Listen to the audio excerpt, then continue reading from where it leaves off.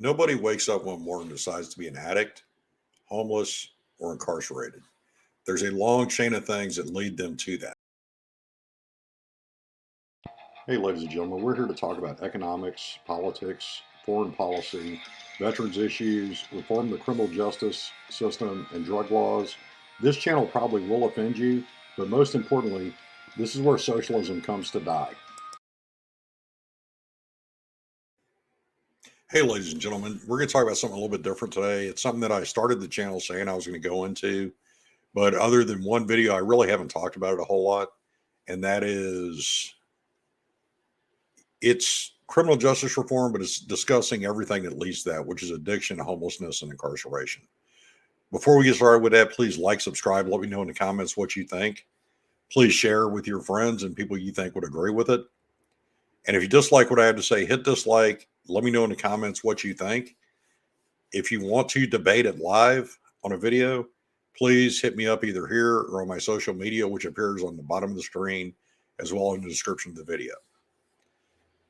Going into this, before I start getting deeper into criminal justice and prison reform and my feelings about homelessness and addiction, part of it, I'm going to give you my background in this video to kind of set the stage for when I discuss it later, because I do think that's important.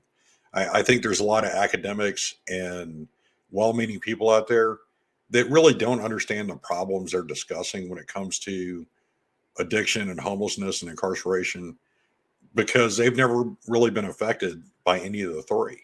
Now that's changing because of the opioid epidemic, which I think at this point, anywhere between 75 and 90% of the country has been touched in one way or another from the opioid epidemic. The question is whether they want to admit it or not. I almost think it sets the stage for a better understanding of why we must do something to fix this. And especially with the emergence of fentanyl in the last couple of years, it has become a very scary thing for somebody dealing with addiction. And parents whose children may have in the past or currently are dealing with addiction issues. Growing up, I was around addiction. In fact, somebody who's very dear to me, who I thank God is still with us. I watched him cycle through addiction for many years. And the person he is now is not the person he was 35 years ago. And honestly, I don't care because he's still here. I'm still able to see him. I'm still able to give him a hug. And I'm glad he's here. But I have seen a destruction just within that one person that addiction led to. So that was the beginnings of my famous phrase nobody wakes up one morning and decides to be addicted, homeless, or incarcerated, which I've used along the way as I dealt with various jobs. Now, I saw it growing up. I saw it some in the military. Well, flashback to the 80s again, that was also the emergence of the crack epidemic. So I did see that and saw what was going on nationwide with crack. Then I left for the Army. I saw it some in the military, especially towards the tail end of my career, because at that point, military medicine was working a lot like civilian medicine when it came to opioids. It was a quick fix solution for pain. And if you spend enough time in the Army, especially in airborne infantry units, there's a lot of pain involved. I mean, you impact the ground at approximately 25 miles an hour every time you jump. And when you get to a certain point, a certain level in your career, medical personnel are less likely to question your pain or what you're telling them, to the point of being able to go into my doctor when I had a shoulder separation and get 90 days worth of Vicodin, and a month and a half later going back and getting the same thing again.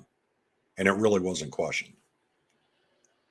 And when I was going through this, I kind of figured out myself that, hey, there's an issue. And looking back, I saw how easy it is to fall into opioid addiction. And I was in my 40s. I wasn't a 20-year-old kid. I was a 40-year-old man that had already done all these things in the military and had already lived 40 years of life and had seen addiction growing up and had seen it around me. And I almost fell into the same trap. It is that easy to do. And that's the world we've kind of created. And you could point fingers and blame who you want for it. But that's fine. Go back, take them to court, sue them, do whatever you want to do. But that doesn't fix where we are now. When I retired from the Army and started working, I got a job in the Disabled Veterans Outreach Program, which is there's categories of veterans that program is made to serve, but it's to assist them in becoming work ready and in getting a job. But a couple of the criteria were formerly incarcerated, chronically unemployed, and homeless. So in that job, I came into contact with the homeless court in Springfield, Missouri, which is from day one, I was there as the court stood up and got to actually see it in action and see what it was all about. I don't remember his name. I will look it up. If anybody's interested, send me a question about it. But the original homeless court from San Diego, California, that attorney came out to talk to us and see how the court was running. And that was where the initial idea was found, was in his court in San Diego. But with the homeless court, I was only allowed by the job I had, because it was a federal grant administered through the state. So I can only work with veterans. But through that court, I was able to talk to other homeless people and what led them on that path, which generally had something to do with either mental illness or addiction. And many times, even with the addiction, there was an underlying mental illness that they self-medicated, which led to addiction. I love that job. That was one of the best jobs I could think of for anybody to do if you really want an understanding of how addiction, homelessness, and incarceration affects communities, but more importantly, it affects families. And then I worked as a corrections officer and a sergeant in a state correctional facility in Missouri, where you see the final effects of addiction and homelessness, which leads to incarceration. And the scary part about dealing with people in this environment, we'll refer to them as offenders because that's the preferred term by the state now. Not so much with them themselves, but that's what the expectation. And if you actually talk to them, because I worked a lot in segregation, which I liked for a couple of reasons. One, the officers I worked with in segregation were great. There was a high level of professionalism. There was a high level of skill at de-escalation. It wasn't anybody that was scared if it came to having to go hands-on with an offender. But generally, the quality of officer that worked in the segregation unit I worked in allowed things to be de-escalated before they got to that point. Before there was a chance of an offender or officer being injured because we had to have a use of force. 9 out of 10 times, and you know what, even as a sergeant, I will give my officers credit that they did a great job with de-escalation. And all of us were smart enough and mature enough to see that me as the sergeant, if I talked to an offender and couldn't calm them down, then I needed to hand it off to one of the officers. Because generally, between the three of us that generally worked there together, one of us could de-escalate the situation. And it was a matter of allowing the right person to conduct the de-escalation. And it worked really well. And I'm really proud of the team that we made, and a lot of things we were able to avoid, or just being honest about it. Even if there was an issue, going back to talk to the offender after and explaining our side of what happened, they explained their side of what happened. And generally, you could still work together so that there was not a greater chance for injury on either part, or honestly, the offender picking up more charges, because assault on a staff is not good for them. They're going to get a street charge, which means they're charged in the county where the prison is, and they'll get additional time, which is not what most of them wanted. And if you're smart enough to realize something's a little bit off with them, because life still happens around them while they're outside. It could be their significant other left them, a parent or child died, almost anything. And in segregation, they're in a cell alone. They're allowed out for a shower or rec in a basically dog cage for a couple hours a week. And generally, when that happens, their cells are getting searched, which to them, they refer to it as their house because that's all they have. The thing to remember is none of them started out one day deciding, hey, I'm going to go to prison today. many times, and I will speak for the state of Missouri because that's where I have the most exposure to talking to them. A lot of times it's simple as 17 or 18 years old, you're a senior in high school, you get caught with marijuana at school. Well, that becomes a felony charge. So then, even if you're not actually sentenced to time in jail at that point, you're on supervised probation. Well, because you're a 17, 18, 19-year-old kid, you're not very smart. And I'm not saying intelligence, I'm saying you just don't act very smart. You do something else stupid. And then you do something else stupid. And eventually you get 18, 24 months in prison. Well, now you have those felony convictions, which makes it harder when you get out to get a job. And on top of it, you're getting out and going back to the same environment that you were in to begin with the same friends who now have graduated from just using marijuana to meth or opioids or heroin or now fentanyl. So you're around people taking chances with even more serious charges. On top of it, you can't get a job. So what are you going to do? You commit another crime. You go back to prison, maybe for even a short term again, another 18 or 24 months. But these felonies are stacking up. And as the felonies stack up, it becomes harder to get a decent job. It becomes harder to adjust your life as you get out. It's called doing life on the installment plan. It's 2 years here, 10 years here, 5 years here. And eventually, I talk to offenders who are my age and they're mid to late 40s and they're tired and they don't want to do it anymore, but they don't know anything else because their entire life has been this. But when you talk to them and learn their stories, their entire life became this.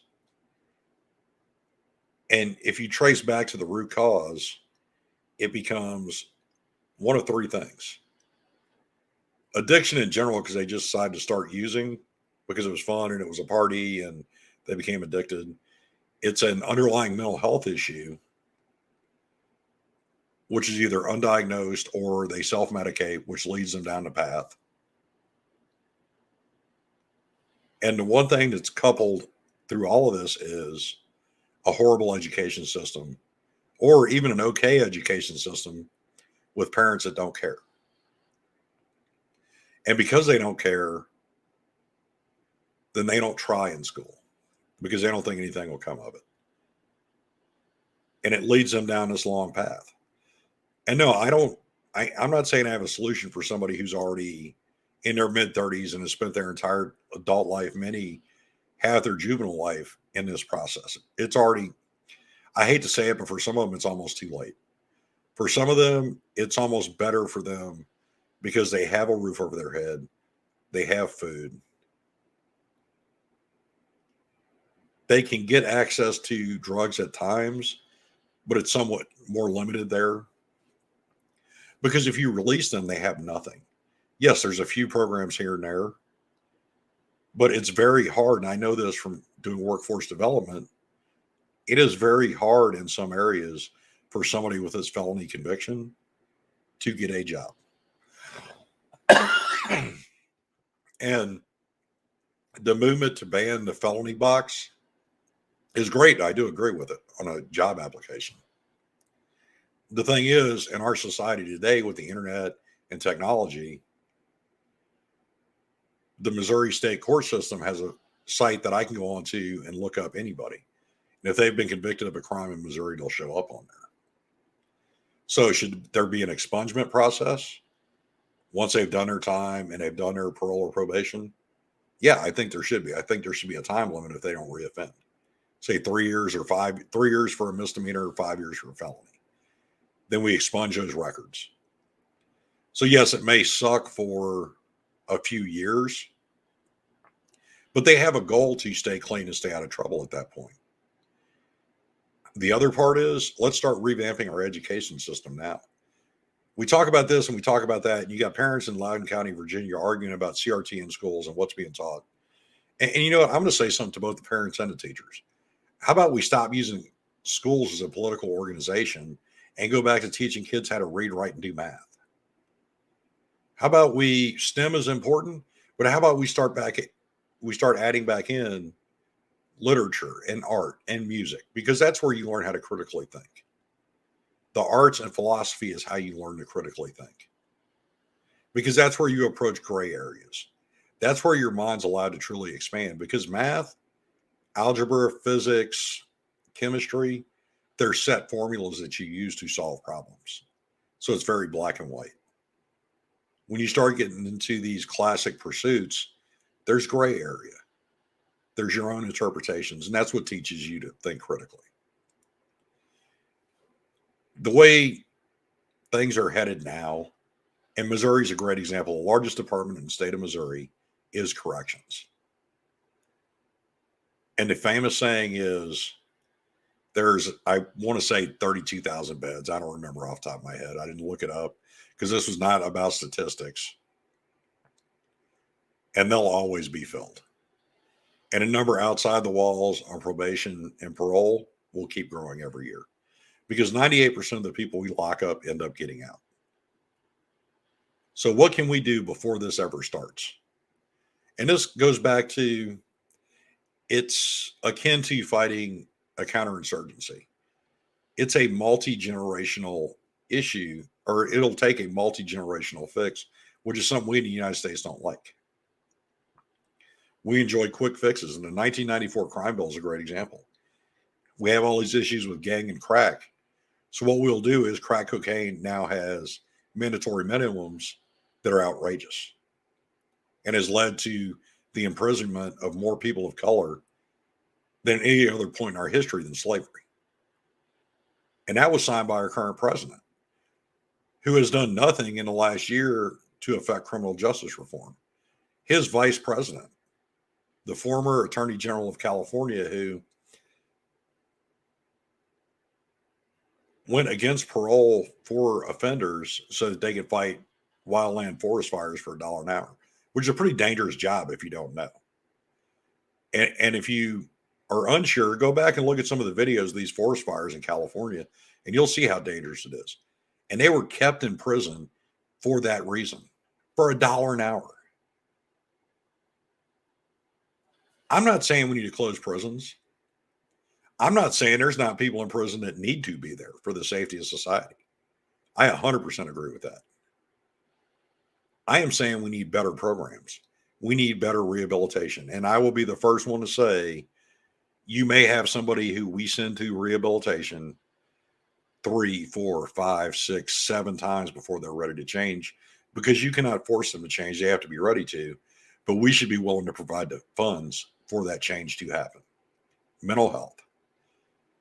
With the closure of mental health facilities and the loss of mental health beds, and I'm actually going to look this up in the stat, and I'll add it to a short probably tomorrow.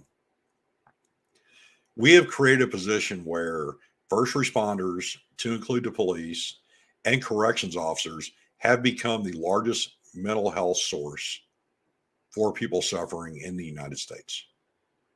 We have allowed that to happen due to the cuts to mental health. Why? Because a corrections officer costs less than a psychologist or psychiatrist. And that is not the right answer. When I went through the Corrections Academy, I was told that 50 to 70% of the people in prison in Missouri were there more from the standpoint of a mental health issue than a criminal issue. But because they self-medicated and ended up going to prison for drugs, or they broke into somebody's house and stole their stuff for money for drugs to self-medicate,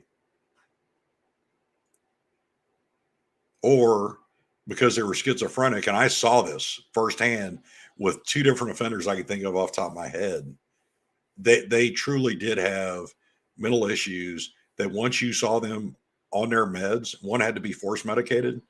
But once he was initially medicated, after a few days, you saw the change come over him. My solution, and it's not an easy one, and it's going to be an expensive one. Let's refocus on schools and parents' responsibilities in those schools. Let's start holding the parents accountable to their children's performance in schools, not just the teachers. the parents as well. But that means teachers have to be open to letting parents in, which we see in Loudoun County, Virginia, is not always the case. And it's happening in other places, but that's just where the first place that comes to mind. Teachers unions. Let's focus back on teaching students to read, write, to do math and algebra, chemistry and physics, and music and literature and art. That's your job.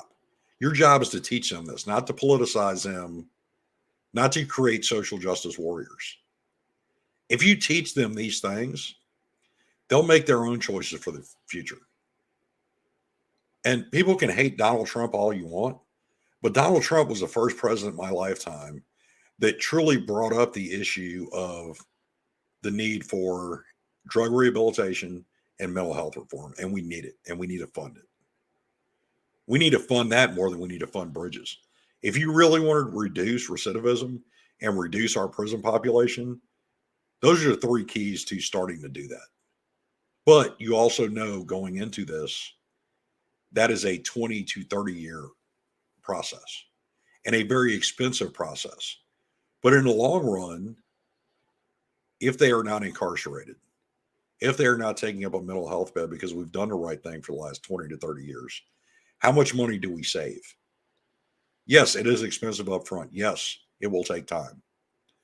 But the end result, which Americans are not good at looking long term, they're not good at looking past 4 or 5 years. And I'm saying we need to look at a process that's 20 to 30 years long. Everybody have a good night. Please like, subscribe, share with your friends. Let me know what you think in the comments. If you disagree, please go ahead and let me know in the comments or hit me up on social media. And if you're willing to do a civil debate, I'll have you on and we could do that. Other than that, everybody have a great evening. This will probably be my only video for the week because Thanksgiving is coming up. So everybody have a great